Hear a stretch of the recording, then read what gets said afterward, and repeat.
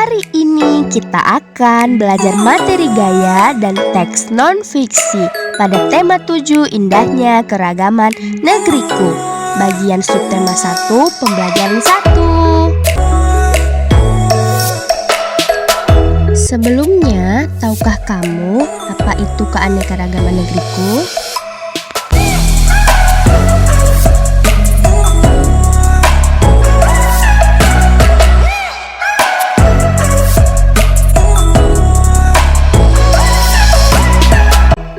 Kemudian, apa yang dimaksud dengan keanekaragaman suku, bangsa, dan agama? Lalu, apa itu gaya? Dan apa pula teks dan fiksi itu?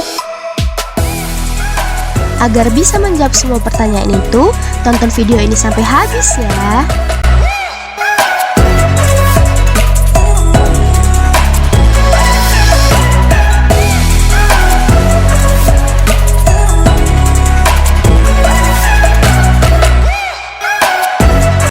Halo, hai, assalamualaikum. Apa kabar semuanya? Kita akan belajar tema 7 indahnya keragaman di negeriku, subtema 2 keragaman suku, bangsa, dan agama di negeriku. Pembelajaran 1 muatan bahasa Indonesia dan IPA. Dengan kompetensi dasar sebagai berikut. KD 3.7 menggali pengetahuan baru yang terdapat pada teks non-fiksi. KD 4.7 menyampaikan pengetahuan baru dari teks non-fiksi ke dalam tulisan dengan bahasa sendiri. Selanjutnya, KD 3.3 mengidentifikasi macam-macam gaya, antara lain gaya otot, listrik, gaya magnet, gaya gravitasi, dan gaya gesekan. Terakhir, KD 4.3 mendemonstrasikan manfaat gaya dalam kehidupan sehari-hari, misalnya gaya otot, listrik, magnet, gravitasi, dan gaya gesekan. Untuk tujuan pembelajaran ini yaitu: pertama, siswa mampu menggali dan menyampaikan informasi dari teks non-fiksi.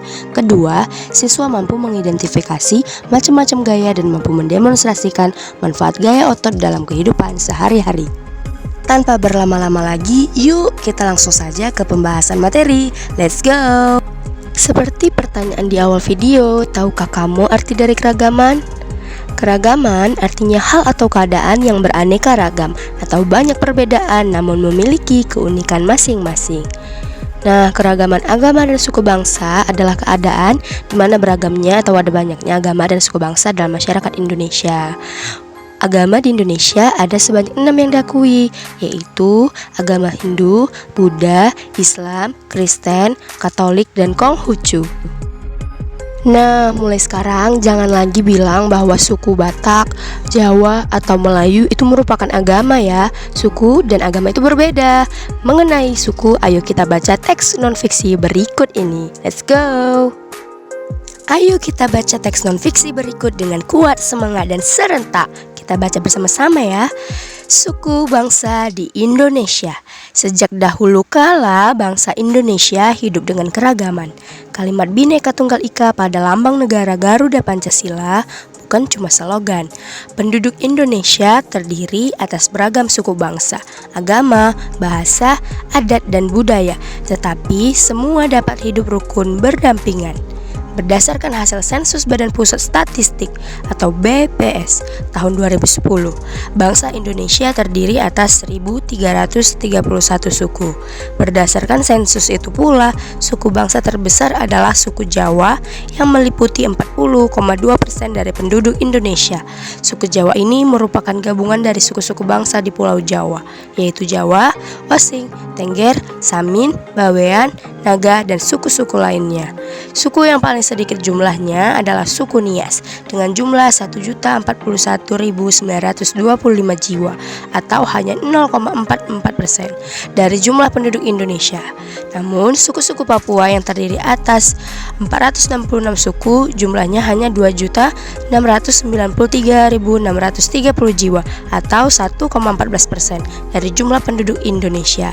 Sedangkan etnis Tionghoa jumlahnya 2.832.510 jiwa atau 1,2% penduduk Indonesia. Untuk bisa menemukan informasi baru dari teks yang telah kita baca tadi, ada baiknya kita mengetahui terlebih dahulu cara menggali informasi dari teks non-fiksi. Apa itu teks non-fiksi? Teks non-fiksi adalah teks yang dibuat berdasarkan fakta dan realita dalam kehidupan sehari-hari yang mengandung beragam informasi. Langsung saja cara menggali yang pertama adalah membaca intensif. Apa itu membaca intensif? Membaca intensif merupakan membaca teks dengan saksama. Nah, cara menggali informasi yang kedua yaitu menentukan gagasan pokok. Jadi, kita harus menemukan terlebih dahulu kalimat utama tiap paragraf. Terakhir, cara menggali informasinya adalah dengan mencatat kembali atau meringkas isi teks. Nah, dari contoh teks non-fiksi yang kita baca tadi, informasi yang dapat kita temukan yaitu pertama, penduduk Indonesia terdiri atas beragam suku bangsa, agama, bahasa, adat, dan budaya, tetapi semua dapat hidup rukun berdampingan. Kemudian informasi berikutnya, hasil sensus Badan Pusat Statistik atau BPS tahun 2010, bangsa Indonesia terdiri atas 1331 suku. Selanjutnya, informasi yang dapat kita temukan dari teks non-fiksi ini adalah suku yang terbesar adalah suku Jawa dan suku yang paling sedikit jumlahnya adalah suku Nias. Halo, siapa kita? Anak pintar? Bagaimana? Apakah kalian sudah paham mengenai cara menggali informasi dari teks non-fiksi? Yuk kita langsung ke materi berikutnya. Kali ini kita akan belajar tentang gaya. Ayo perhatikan gambar di samping. Gambar apakah itu? Benar, gambar becak. Becak dapat bergerak karena adanya gaya. Apa itu gaya? Gaya adalah tarikan atau dorongan. Gaya dapat menyebabkan suatu benda bergerak dan kedudukannya berubah. Untuk melakukan gaya diperlukan tenaga. Keadaan suatu benda dapat berubah akibat pengaruh gaya. Macam-macam gaya. Yang pertama ada gaya otot. Gaya otot adalah gaya yang timbul karena adanya aktivitas otot. Kedua, gaya gravitasi bumi. Gaya gravitasi bumi adalah gaya yang disebabkan oleh daya tarik bumi. Ketiga, ada gaya pegas. Gaya pegas adalah gaya yang terjadi akibat tarikan atau dorongan terhadap benda yang dilakukan menggunakan pegas elastis. Keempat, gaya magnet. Gaya magnet adalah gaya yang timbul karena tarikan magnet terhadap benda yang terbuat dari logam tertentu. Kelima, gaya listrik adalah gaya yang timbulkan oleh benda-benda yang bermuatan listrik.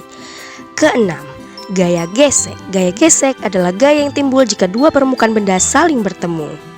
Untuk gaya otot, contoh penerapannya ialah pertama, ayah mendorong atau menarik meja, Made menendang bola ke arah gawang, sapi menarik gerobak, ibu membawa barang belanjaan. Lalu banyak contoh lain misalnya seperti tarik tambang, membuat gerabah, dan lain sebagainya. Alat yang digunakan untuk mengukur besar kecilnya gaya disebut dinamometer. Itulah penjelasan materi gaya, terutama gaya otot.